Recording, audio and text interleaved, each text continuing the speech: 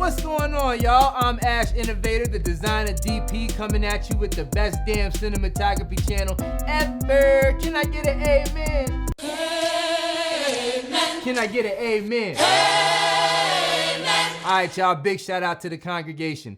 So today I want to talk to you about how you can use inverse square law theory to nail your lighting setups. You know, learning lighting isn't easy. It takes time. It's not an overnight process. And there's so many aspects of lighting that can be confusing and just overly complicated, and at the end of the day could be really intimidating. But as you can imagine, knowing those things can make a huge difference in your cinematography game. It increases your ability to problem solve and achieve the looks that you want with speed. Now, I'm sure you've heard people mention inverse square law theory. Basically, it's some scientific mumbo jumbo that says light fall off is exponentially greater as the distance increases.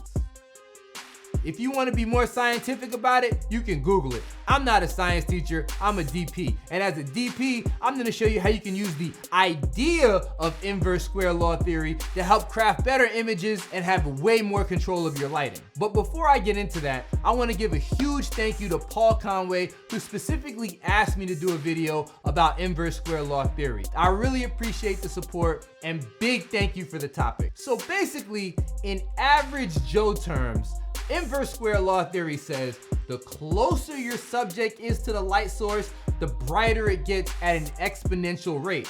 And the further away you are from the light source, the fall off is a lot less dramatic. So with practical usage, that means you're close to the light source, you move back a foot, there's gonna be a huge difference in the exposure level. But let's say you go back about 10 feet, and then you have an exposure level, then you go back 11 feet, 12 feet, 13 feet, the difference in lighting exposure isn't gonna be that much. It's gonna be a lot less noticeable. And that right there is the key term, noticeable.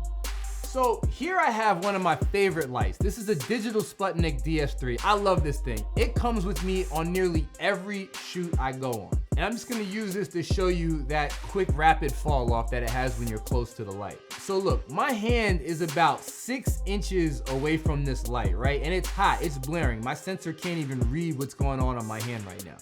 But let's say I pull this back about a foot and a half, and you should see some big differences now. Now my sensor can actually read my hand. That fall off happens really quick. Like the intensity changes with minor movement. With just a foot, there's a huge difference in exposure levels on my hand. My hand's at a level where my sensor can actually read it. So think about this in terms of lighting a set, right? So the further you are from your light source, the less fluctuation you're gonna have in exposure levels. So this means like when your talent moves around, you're not gonna have these jarring lighting levels that say, hey man, that looks really artificial. What's going on? Why is it every time your talent moves this way, they get really bright? So on the flip side of that, like let's say that you want your talent to be really bright, but you don't want that light to spill all over behind them. So you just fly that light in really close to your talent and then just let science take care of the rest. Because what's closest to the light is gonna be right. And since the fall off is so rapid, you should lose a fair amount of exposure on whatever the light is spilling on. Unless whatever the light is spilling on has specular reflections. Because if that's the case, then there's nothing you can do about that. So in our first example, and let me tell you, I would never light like this. Like when I'm creating ambient fill, I always prefer to like bounce the light into the ceiling. But for the sake of this example, I've kind of done a frontal ambient fill, so check it out. I'm using 2 4-foot quasars to create a big light source because I want it nice and flat. So here I have T walking back and forth. My quasars are behind camera as far back as they can go. In all, it's about 15 feet away from the wall you see in front of us. Tyler has about a good 5 feet of where he can walk without any fluctuation in light. Well, any noticeable fluctuation in light. But now, look what happens when he walks closer to the camera, which is closer to the light source. He gets bright.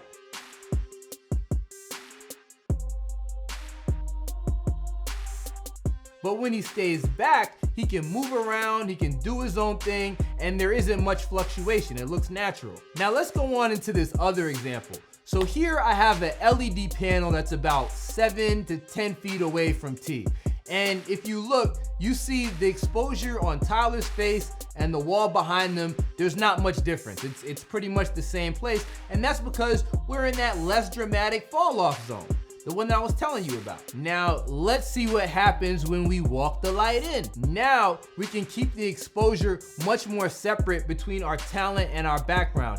As you see, the light that's hitting Tyler is now much different than the light that's hitting the wall. The exposures are completely different. The light is at the same angle, the same position, just less intense and walked in.